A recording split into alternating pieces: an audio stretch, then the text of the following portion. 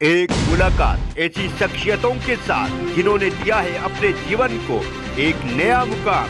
रूबरू कराएंगे ऐसी कुछ हस्तियों के साथ एक खास शख्सियत के साथ मुलाकात जयदेव पटेल के साथ नंबर 1 इंडिया न्यूज पर रात। नमस्कार दोस्तों, मैं जयदेव पटेल और आपका एक बार फिर स्वागत है खास शख्सियत के साथ मुलाकात प्रोग्राम में।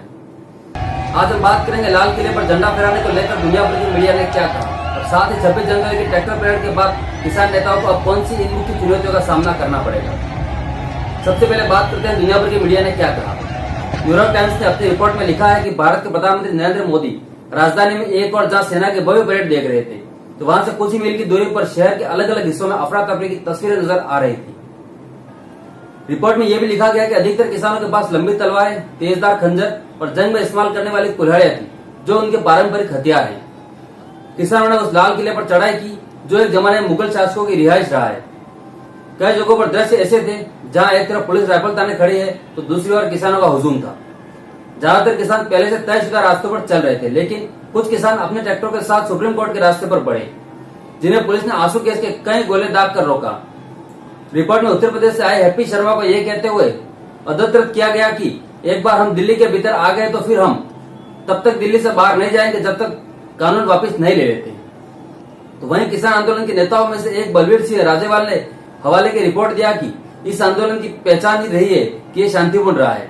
सरकार अफवाह फैला रही है, एजेंसियों ने लोगों को गुमराह किया है, लेकिन यदि हम शांतिपूर्ण रहे तो हम जीतेंगे, लेकिन हिंसक हुए तो जीत मोदी की होगी। रिपोर्ट में इस बात को भी रेखांकित किया गया कि केंद्र सरकार ने ट्रैक्टर मार्च को रोकने की भरसक कोशिश की, लेकिन वो इसमें नाकाम हुई। इससे पता चलता है कि किसानों के साथ जारी गतिरोध की जड़ें कितनी गहरी हैं। प्रधानमंत्री मोदी ने अपने राजनीतिक विपक्ष को एक तरह से तहस नहस करने के बाद सबको प्रभावशाली शख्सियत बने, लेकिन किसानों ने उनकी जरा भी परवाह नहीं की। रिपोर्ट में कहा गया कि राजधानी दिल्ली में मंगलवार को तनाव का माहौल था, जहां कुछ अधिकारियों ने यह भी दावा किया कि प्रदर्शनकारियों में उग्रवादी तत्व शामिल है जो किसानों के दिल्ली में दाखिल होने पर हिंसक हो जाएंगे।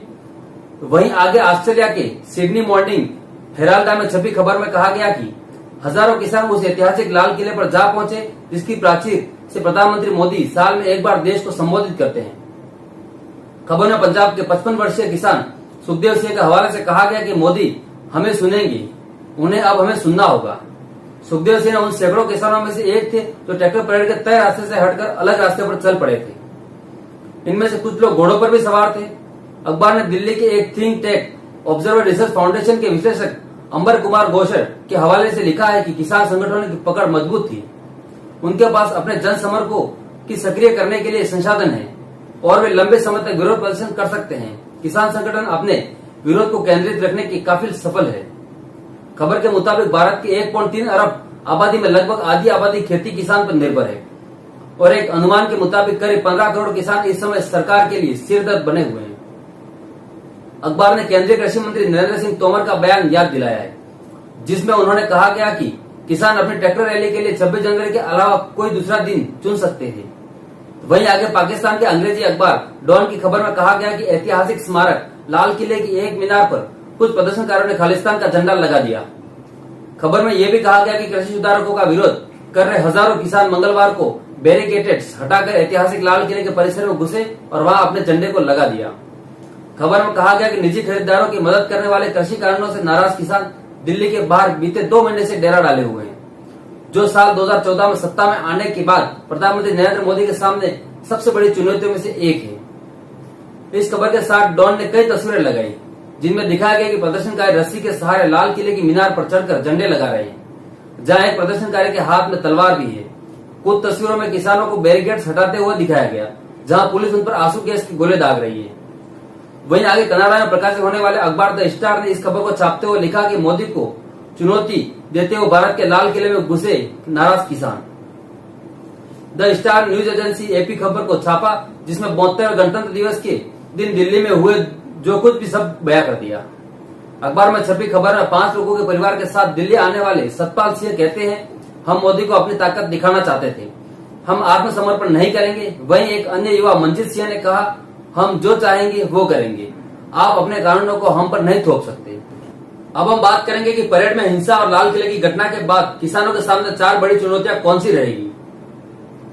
किसान ट्रैक्टर परेड के दौरान दिल्ली में कई जगहों पर हुई हिंसक घटनाओं ने आंदोलनकारियों के लिए कई बड़े सवाल खड़े कर दिए। अब तक किसानों की एकता, विभिन्न विचारधाराओं के समर्थन और शांतिपूर्ण आंदोलन को किसान आंदोलन की ताकत समझा गया था। लेकिन 26 जनवरी की घटनाओं, विशेष रूप से लाल किले पर निशान साहिब, सिखों का परंपरागत केसरिया झंडा और किसानों के हरे पीले झंडे को फहराने से लोगों में आंदोलन के अस्तित्व को लेकर संदेह पैदा हो गया। 26 जनवरी की ट्रैक्टर परेड के बाद किसान नेताओं को अब इन 4 मुख्य चुनौतियों का सामना करना पड़ेगा, जिसमें फर्स्ट चुनौती किसान आंदोलनकारियों में एकता। किसान आंदोलनकारियों और संगठनों के बीच अब एकता बनाए रखना किसान नेताओं के लिए एक बड़ी चुनौती बनने वाली है, क्योंकि भारतीय किसान यूनियन, उग्रहा और किसान मजदूर संघर्ष समिति पहले से ही अपने स्वतंत्र कार्यक्रम दे रही है। लेकिन किसान ट्रैक्टर परेड के मामले में किसान मजदूर संघर्ष समिति ने एक तरह से संयुक्त मोर्चा से विद्रोह ही कर लिया है। हालांकि समिति ने राज्य महासचिव सरवनसिंह बंदेर ने कहा कि संयुक्त मोर्चा के साथ समन्वय से काम कर रहे हैं, लेकिन संयुक्त मोर्चा की ओर से दिल्ली पुलिस के साथ परेड के लिए जो मार्ग तय किया गया था, हम उससे सहमत नहीं थे।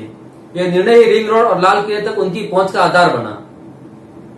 रिंग रोड पर सरवनसिंह बंदेर की ओर से परेड करने के बाद ही देर शाम को सिंघू बॉर्डर पर संयुक्त मोर्चा के मंच पर भारी भीड़ जमा हो गई और लोग रिंग रोड पर अपना जुलूस निकालने की घोषणा करने लगे। इन लोगों ने संयुक्त मोर्चे के परेड की शुरुआत से पहले ही बैरिकेड्स तोड़ दिए और दिल्ली में प्रवेश किया, जिसके बाद सरवनसिंह बंदेर कहते रहे कि लाल किले पर जाना उनका प्रोग्राम नहीं था।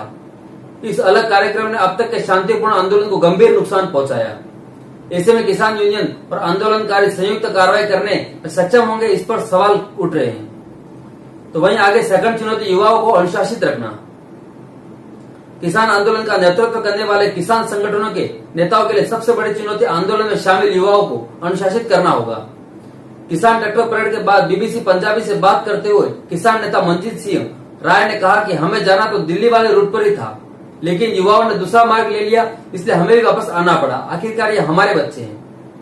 मंजीत सिंह के बयान से स्पष्ट है कि कई युवा किसान नेताओं द्वारा दिए गए कार्यक्रम से अलग रास्ता चुन रहे थे। युवा नेतृत्व के नाम पर इस आंदोलन में कई ऐसे नेता हैं जिन्हें किसान संगठन मंच के पास भी नहीं आने दे रहे हैं। वही नेता लाल किले में पहुंचने पर माइक पकड़े भीड़ को संबोधित करते दिखे गए। आंदोलन के लिए आने वाले दिनों में ऐसे व्यक्तियों की गतिविधियों से युवाओं की रक्षा करना किसान नेताओं के लिए कठिन चुनौती होगी। तो वहीं थर्ड चुनौती होगी सरकार पर दबाव बनाए रखना। किसान ट्रैक्टर परेड को 26 नवंबर के बाद सबसे बड़ा कदम माना जा रहा था। इसे लेकर सरकार भी काफी दबाव में थी। इस दबाव के परिणाम स्वरूप सरकार ने कानून को 1.5 साल के लिए स्थगित करने की पेशकश भी की थी। जब किसानों ने प्रस्ताव को अस्वीकार कर दिया तो सरकार ने बातचीत रोक दी। कुछ का मानना है कि अब आंदोलन लंबे समय तक चल सकता है, क्योंकि 26 जनवरी की कार्रवाई के बाद सरकार पर ज्यादा दबाव नहीं होगा। किसान नेता हनान मोल्ला ने 26 जनवरी को किसान ट्रैक्टर परेड के दौरान हुई हिंसा को आपराधिक तत्व और सरकारी साजिश करार दिया। उन्होंने ये भी कहा कि किसान आंदोलन को बदनाम करने के लिए किया गया था। दूसरी ओर सत्तारूढ़ भाजपा के नेता विपक्ष आंदोलन में घुसपैठ करने का आरोप लगा रहे हैं। हालांकि केंद्रीय गृह मंत्री अमित शाह ने स्थिति समीक्षा के लिए एक आपात बैठक की, लेकिन सरकार की ओर से कोई आधिकारिक बयान जारी नहीं किया गया। 26 जनवरी किसान ट्रैक्टर परेड के बाद किसान क्या बड़ी कार्रवाई करेंगे ताकि सरकार पर फिर से वार्ता की मेज पर आने के लिए दबाव बनाया जा सके? इस सवाल का जवाब बलबीर सिंह राजेवाल ने किसान ट्रैक्टर परेड से पहले ही दे दिया था। उन्होंने 25 जनवरी की शाम को संवाददाता सम्मेलन में कहा था कि बजट सत्र 28 जनवरी से शुरू होगा। 1 फरवरी को केंद्रीय बजट पेश किया जाएगा। उसी दिन किसान संसद की ओर से पैदल मार्च करेंगे। उन्होंने कहा था कि अगले कार्यक्रम की घोषणा जल्द की जाएगी। तो वहीं आगे फोर्थ चुनौती होगी आंदोलन में कमजोर होने से रोकना। परिस्थितियों को देखते हुए आम जनता सवाल कर रही थी कि क्या आंदोलन जारी होगा, या लोगों को संदेह है कि ट्रैक्टर परेड से पहले मंच पर आने वाले और लाल किले तक पहुंचने वाले लोग अब आगे क्या करेंगे? किसान संगठन उन्हें कैसे नियंत्रित करेंगे? यह एक बहुत बड़ी गंभीर सवाल है। लोगों ने आमतौर पर शांतिपूर्ण आंदोलन को सबसे बड़ी ताकत के रूप में देखा था। किसानों ने नारा दिया था, शांत रहेंगे तो जीतेंगे, हिंसक होंगे तो मोदी जीत जाएगा। लेकिन इस आंदोलन के हिंसक घटनाओं से जुड़ जाने के कारण लोग अब सोशल मीडिया पर सवाल उठा रहे हैं कि क्या यह आंदोलन जारी रहेगा, अब सरकार कोई कार्रवाई करेगी? इस सवाल पर किसान नेता मंजीत सिंह राय और सरवनसिंह बंदेर का कहना है कि आंदोलन शांतिपूर्ण रहेगा। संयुक्त मोर्चा के नेता शिव कुमार कक्का ने संवाददाताओं से कहा कि लाल किले पर जो भी हुआ उसके लिए पूरे देश से माफी मांगता हूं। जो लोग ट्रैक्टर परेड में निर्धारित मार्ग से भटके हैं और जिन संगठनों ने यह काम किया है वे संयुक्त मोर्चे का हिस्सा नहीं है। हमने 1 महीने पहले ट्रैक्टर परेड की घोषणा की थी। पुलिस को रूट का पहले से चर्चा करनी चाहिए थी, उन्होंने लापरवाही बरती। पुलिस को उन संगठनों से बात करनी चाहिए थी जो संयुक्त मोर्चा के अलावा कार्रवाई कर रहे हैं। उनका कहना है कि आंदोलन जारी रहेगा और जब तक मांगे पूरी नहीं होगी किसान पीछे नहीं हटेंगे। ज्यादा खबरों के लिए हमारे साथ बने रहिए खास सचिव के साथ मुलाकात प्रोग्राम में रात 9 बजे सिर्फ नंबर 1 इंडिया न्यूज पर। धन्यवाद।